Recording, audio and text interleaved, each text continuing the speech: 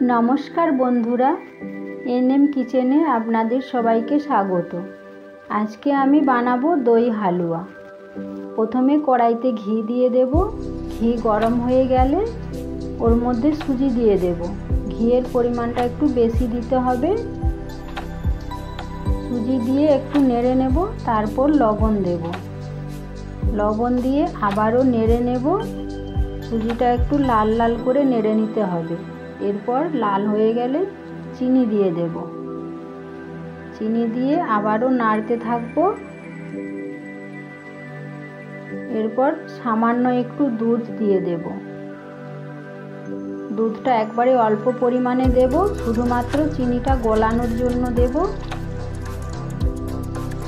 বেশি পাতলা করব না, সুজিটা একটু ঘন হয়ে গেলে নামিয়ে নেব। একটু চটচটে ভাব থাকবে। এরপর বাটির মধ্যে ঘি লাগিয়ে নেব। হালুয়াটা পাট করার জন্য বাটির মধ্যে সুজিটা দিয়ে দেব। ভালো করে চামচের সাহায্যে সাইজ করে নেব। সুজির ওপরে দই দেব। তার জন্য দই নিয়েছি, মিষ্টি দই।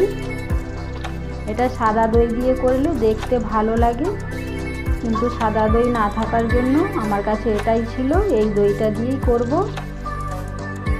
সুজির ওপর দইটা দিয়ে দেব। দইটাও ভালো করে সাইজ করে নেব সুজির মাপে।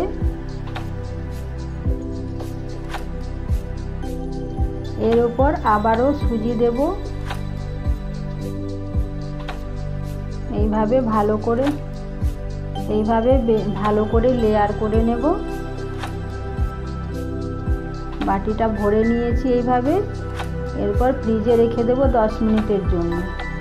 10 মিনিট পরে ভালোভাবে সেট হয়ে গেছে। এরপর একটা প্লেটের মধ্যে বাটিটা উল্টে নেব। বাটিটা কিছুক্ষণ রাখার পরে ভালোভাবেই হালুয়াটা বেরিয়ে যাবে। এরপর একটা ছুরি দিয়ে কেটে আপনাদেরকে দেখাবো দই হালুয়াটা কেমন হয়েছে।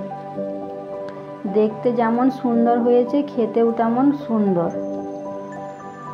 এটা চামচ দিয়ে করলে দেখতে আরও ভালো লাগতো।